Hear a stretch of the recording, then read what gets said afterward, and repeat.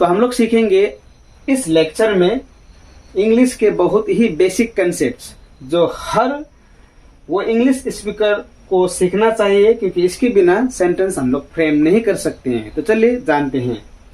सबसे पहला है सब्जेक्टिव केस, उसके बाद है ऑब्जेक्टिव केस, उसके बाद है सब्जेक्टिव केस है, पॉजेसिव केस है, फिर ऑब्जेक्टिव केस है। ये केस है, इसको ध्यान याद करने का कोई जरूरत नहीं है, लेकिन हम लोग यहाँ पर जानेंगे किस तरह से इन शब्दों का उपयोग हम लोग वाक्य में कर सकते हैं। जैसे कि आई का अर्थ क्या होता है? आई का अर्थ अगर हम लोग देखते हैं तो हिंदी में होता है मैं। माय और माइन का इसका हिंदी में अर्थ होता है मेरा।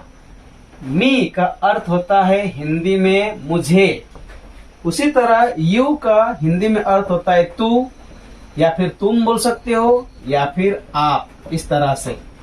और अगर हम लोग यहाँ पर देखते हैं योर और योर्स का, तो यहाँ पर तुम्हारा या फिर तेरा, या फिर हम लोग बोल सकते हैं आपका, इस तरह से होगा हिंदी में मीनिंग। और यू मतलब तुझे, या फिर आपको, या फिर तुमको हम लोग बोल सकते हैं। और दे मतलब होता है वे लोग। देयर्स का मतलब होता है उन लोगों का, उन लोगों का, ओके। और देम का मतलब होता है उन्हें, उन्हें। वी इसका हिंदी में अर्थ होता है हम लोग, या फिर हम लोग इसको हमें भी बोल सकते हैं। सेंटेंस के ऊपर डिपेंड्स रहता है, कभी कभी हम लोग समझना पड़ता है, कभी कभी हमें समझते हैं। सिर्फ फ्रेंड्स इंग्लिश को हम लोग इंग्लिश से ही इंग्लिश को सीखना होता है, लेकिन हम लोग यहाँ पर इंग्लिश को हिंदी और इंग्लिश मिक्स करके सीख रहे हैं, इसीलिए यहाँ पर little bit confusion I think you might have got, but doesn't matter, will clear this confusion, okay. तो आवर और आवर्स का मतलब होता है हिंदी में हमारा। अस का मतलब होता है हमें। यहाँ पर आपको बिल्कुल कंफ्यूजन नहीं होना है। और ही मतलब होता है हिंदी में वह। हिज मतलब होता है उसका, और हिम मतलब होता है उससे। सी वह, ये लड़की के लिए है, ये लड़का के लिए। लिख देता हूं मैं, boy this is for girls. और यहाँ पर होता है उसकी, और हर मतलब होता है उसे। उसे है, लेकिन ये लड़की के लिए, वो ऊपर वाला लड़का के लिए। इट मतलब होता है यहाँ। इट्स मतलब होता है इसका, और इट मतलब होता है ये, या फिर यहाँ हम लोग बोल सकते हैं। और नेम का तो, नाम का तो नाम ही होता है। बस यहाँ पर याद करना है, यहाँ पर एपोस्ट्रोफिक एस दिया हुआ है और यहाँ पर नहीं दिया हुआ है। तो ये भाग जो है पॉजेसिव केस है, ये भाग जो है ऑब्जेक्टिव केस है, ये भाग जो है सब्जेक्टिव केस है। अब इसको हम लोग सेंटेंस में किस तरह से यूज करते हैं अब हम लोग जानेंगे। तो जैसे कि आपको बोलना है कि मैं अच्छा हूं, आपको क्या बोलना है? मैं अच्छा हूं। अब इसको सब्जेक्टिव केस क्यों कहा गया है? इसको सब्जेक्टिव केस इसीलिए कहा गया है क्योंकि यह सब्जेक्ट के रूप में काम करता है। और इसको पॉजेसिव केस क्यों कहा गया है? क्योंकि ये पोजेशन का काम करता है। पोजेशन का मतलब होता है आपके पास क्या है, मेरे पास क्या है, उसके पास क्या है, या तो किसी इंसान के पास क्या है। जब इस तरह के वाक्य का हम लोगों को बोलना होता है तो पॉजेसिव केस लगाकर बोलते हैं। और ऑब्जेक्टिव केस जो है, ये ऑब्जेक्टिव केस के अंदर जो भी वर्ड्स आ रहा है, ये वर्ड्स, तो यहाँ से हम लोगों को सेंटेंस का ऑब्जेक्ट पता चलता है।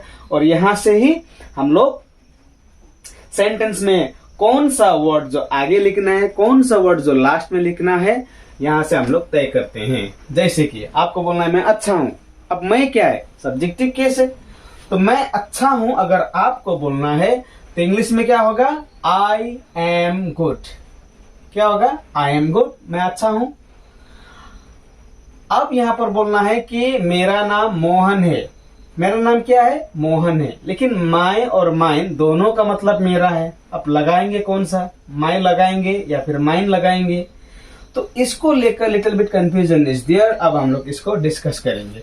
सी फ्रेंड्स, इसको आप स्क्रीनशॉट ले लीजिए क्योंकि मैं अब इसको रब करने जा रहा हूं, क्योंकि यहाँ पर कोई स्पेस है नहीं जहां से मैं आपको समझा सकूं। ओके, तो मैं कुछ यहाँ का हिस्सा जो है उसको मैं रब करूंगा और आपको इससे सेंटेंस को बना के दिखाऊंगा।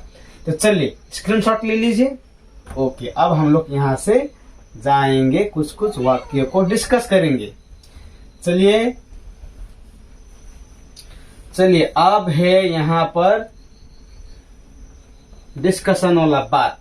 हम लोग यहाँ पर डिस्कस करेंगे किस तरह से कौन सा वर्ड को यहाँ पर हम लोग यूज करते हैं। सबसे पहले तो जानेंगे ये जो माय माइन है, इसका उपयोग हम लोग करते कहाँ पर है। माय माइन का दोनों का अर्थ क्या है, मेरा है। अब कब ये करेंगे यूज और कब ये यूज करेंगे, जैसे कि आपको बोलना है लाइक यू हैव टू से यह मेरा है, so which word will you use, यह मेरा है। So in this case this is mine और this is mine, which one is correct? Obviously this one is correct because my I cannot use here. Why? क्यों हम लोग my का उपयोग use यहाँ पर नहीं कर सकते? चलिए उसको हम लोग डिस्कस करते हैं। करेक्ट तो फिलहाल अभी ये है, दिस इज रॉन्ग। my और mine दोनों का मतलब मेरा होता है, लेकिन ध्यान हम लोगों को यहाँ रखना होता है, जब भी my बोलेंगे, whenever we use my in sentence, after my there must be some words, जैसे कि मेरा कलम, जैसे कि आपको बोलना है कि मेरा भाई। ओके, जब भी इस तरह का बोलना होता है तब माय का उपयोग होगा, जैसे कि यह मेरा भाई है, सपोज यू हैव टू से। तो मेरा के बाद क्या आया, भाई शब्द आया, तो यू हैव टू से this is my brother. Okay, this is my brother. अब यहाँ पर आप this is mine brother you can not use your mind. Why? Because after mine we cannot use any word. Like यहाँ पर आपको mine के बाद यहाँ पर कुछ यहाँ पर आप यूज नहीं कर सकते। जब my लगाएंगे तो my के साथ क्या आएगा, वहां पर शब्द आएगा, जैसे कि मैं ऑब्जेक्ट आना पड़ेगा, ऑब्जेक्ट, जैसे कि मेरा भाई है, मेरा किताब है, मेरा घर है, तो my house, my brother, my book. लेकिन जब आपको बोलना है कि यह मेरा है, सिर्फ you are addressing something or someone else and you are saying that वह मेरा है, जैसे कि मैंने दिखाया यह मेरा है, इसको दिखाकर मैंने बोला, तो ये इसका नाम नहीं बोला मैंने, I have just address this thing, यह मेरा है, तो यह मेरा है। तो बोलना है कि दिस इज माइन। उसी तरह से बोलना है कि वह मेरी है। ओके, सो मेरी means what, this with this मेरी, व्हाट वी अंडरस्टैंड, मेरी मीन्स किसी लड़की को दिखाकर यह बोल रही है, तो यहाँ पर क्या होगा, सी इज माइन। यहाँ पर आप माई का यूज नहीं कर सकते हो। तो यहाँ से माई और माइन का उपयोग हम लोगों ने जाना। उसी तरह योर और योर्स का भी उसी तरह का यूज होता है। जब हम लोग बोलते हैं तुम्हारा घर, सपोज वी से तुम्हारा घर, तो यहाँ पर आपको बोलना है your house. Okay, your house, या फिर आप होम बोल सकते हो। होम और हाउस में डिफरेंस होता है, हम लोग किसी और लेक्चर में डिस्कस करेंगे इसके बारे में। अगर आपको बोलना है कि तुम्हारा है, तुम्हारा है, तो तुम्हारा के बाद में कोई ऑब्जेक्ट है नहीं, तो यहाँ पर आपको यूज करना है योर्स। Okay, yours. जैसे कि आपको बोलना है कि यह तुम्हारा मार्कर है, तो you can say this is your marker, क्योंकि मैंने ऑब्जेक्ट का नाम अभी बोला, लेकिन अब मैं बोलूंगा या तुम्हारा है, सिर्फ मैं तुम्हारा, I am not naming the object this time, I am not naming the object this time, so this time I can say यह तुम्हारा है, this is yours, this is yours. Like you can say that, like आपको बोलना है कि यह board तुम्हारा है, दिस बोर्ड इज योर्स, या फिर आप बोल सकते हो this is your board. Okay, तो योर और योर्स का उपयोग कहाँ करते हैं, किस तरह से करते हैं, अभी हम लोगों ने जाना। उसी तरह देयर और देयर्स का भी उपयोग होता है उन लोगों का, जैसे कि आपको बोलना है कि यह उन लोगों का घर है, यह उन लोगों का घर है बोलना है, तो यहाँ पर क्या लगाते हैं हम लोग, देयर हाउस। उन लोगों का घर मतलब देयर हाउस, उन लोगों का है अगर बोलना है सिर्फ, तो देयर्स। जैसे कि यह उन लोगों का स्कूल है, यह उन लोगों के स्कूल है, तो this is their school, this is their school. अगर आपको बोलना है कि स्कूल का नाम, आप बिल्डिंग का नाम आप नहीं बोल रहे हो और आप बोल रहे हो कि उन लोगों का है सिर्फ, तो this is theirs. Okay, this is theirs. तो देयर को लेकर आपको बिल्कुल कंफ्यूजन होना नहीं है, स्पेस भी नहीं है। दिस इज देयर को लेकर तो कंफ्यूज होना नहीं है, क्योंकि देयर जो प्रोनाउंसिएशन है इसका होमोफोन्स दूसरा भी होता है, यहाँ पर आपको बिल्कुल कंफ्यूजन नहीं होना है। जैसे कि ये दियर एक होता है जिसका मतलब होता है वहां, ओके। इससे तो बिल्कुल आप इसको मिक्स इसको करिए ही मत, क्योंकि यहाँ इसका spelling is different and this spelling is different, meaning is also completely different. अब आएंगे हम लोग आवर और आवर्स में। आवर कब लगाते हैं? आवर के बाद क्या होना होता है? ऑब्जेक्ट। देयर के बाद क्या होना होता है? ऑब्जेक्ट। योर के बाद क्या होना होता है? ऑब्जेक्ट। जैसे कि आपको बोलना है कि यह हमारा घर है, ओके। यह हमारा घर है, तो this is our house.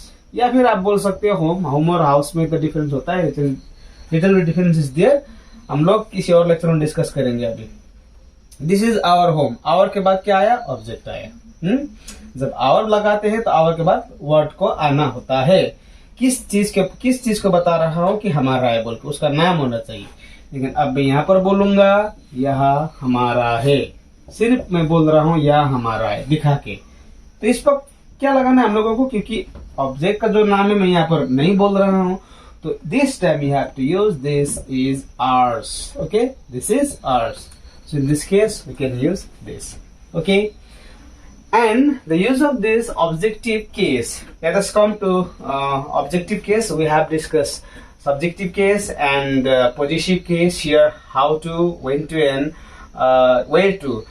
You know, these possessive cases are used, and I have written a meaning of them in Hindi also. But now we are going to discuss objective case, when and in what sorts of condition we can use this objective case. Okay, before moving ahead, I would like to discuss one very important point over here. I forgot. एक बहुत ही important point को मैं यहाँ पर discuss करना चाहूंगा। जैसे कि यहाँ पर एक राम है, ओके। ये राम है और यहाँ पर क्या था? राम्स था। This is called apostrophic S, okay. जैसे कि एपोस्ट्रोफिक एस का मतलब होता है यहाँ पर पोजीशन दिखाता है। पोजीशन मतलब राम के पास क्या है। जैसे कि आपको बोलना है कि यह आपको बोलना है राम का कलम है, suppose you have to say, okay. So you can say this is Ram's pen, okay. This is Ram's pen. Apostrophic S I have used here. This is Ram's pen. Ram's का यह कलम है, ओके। अगर आपको बोलना है जैसे कि लाइक आपको बोलना है कि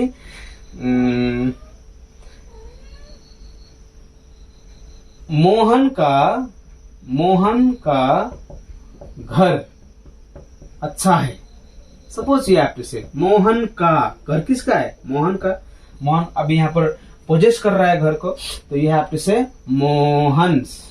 Mohan's house is good. You can say like this.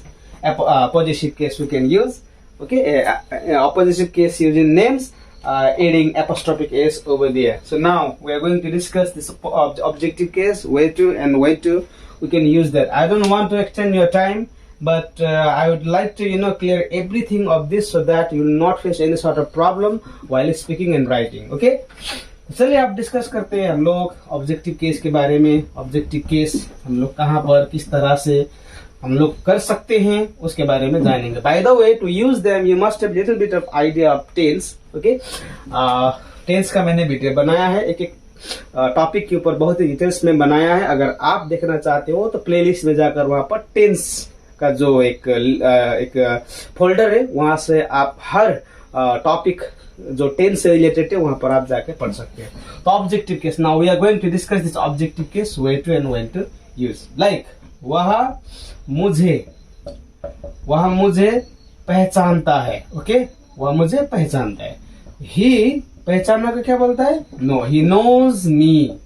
Now see, I just discussed that this possessive case word comes in the last place of the sentence, okay? Last place of the sentence. It doesn't mean that in all the sentences possessive words comes in the last place, but in the most of sentences we see possessive words comes in the last place of sentence. तो यहाँ पर वैसे हुआ है, वह मुझे पहचानता है, he knows me, okay? वह मुझे पहचानता है। इसको इस तरह से लिखना नहीं है आपको, ही मुझे मतलब मी, पहचानता मतलब knows, is. You don't write like this, okay? First of all, you have to read this sentence and you have to find out which one is subject and which one is object, okay? If you go through grammar, but if you go through spoken English, it doesn't mean that you must have idea of the placing of words, okay? तो यहाँ से हम लोगों ने जाना और मुझे पहचानता ये knows me. अब यहाँ से ये जो मी का यूज हम लोगों ने किया, उसी तरह आप सपोज जानते हैं देम का यूज. देम का यूज मैं उन्हें पसंद करता हूँ, ओके? मैं उन्हें पसंद करता हूँ. I am randomly creating sentence, okay? Because my duty is to make you understand relevant to the use of this objective case. मैं उन्हें पसंद करता हूँ. I know, not no, I पसंद को क्या बोलते हैं इंग्लिश में? Like. I like them, see, okay? उसी तरह आपको बोलना है कि अस को लगाना है. अस को लगाने क्या, अस से रिलेटेड अगर आपको सेंटेंस बनाना है तो you can create thousands of sentences using this us as a objective case. तो चलिए जानते हैं. As an objective case, if you want to make sentence using this us, you can create thousands of sentences like गाय हमें दूध देती है, okay? गाय हमें दूध देती है. गाय किसको दूध देता है? हमें देता है. तो अब ये क्या हुआ? ऑब्जेक्टिव केस हुआ. तो काउ गिव्स अस मिल्क. जैसे कि आपको बोलना है कि लोग हमें पसंद करते हैं, लोग हमें चाहते हैं. सपोज यू हैव टू से लोग हमें चाहते. कौन हमें चाहते हैं? लोग. किसको चाहते हैं? हमें. तो पीपल वांट अस. इस तरह से people want us. Want मतलब होता है चाहना, लेकिन according to the situation of sentence, if you want to use like, you can use that. Hence, we have discussed use of personal pronouns and its 3 divisions: subjective, possessive, and objective case. I do hope that you have enjoyed this lecture. And if you want to know about the tense, I have made videos of every topic of tense, and you can visit playlist of my channel, and there you just find tense folder. There you will find every topic of tense details. So thank you very much. We'll meet on another video. Thank you.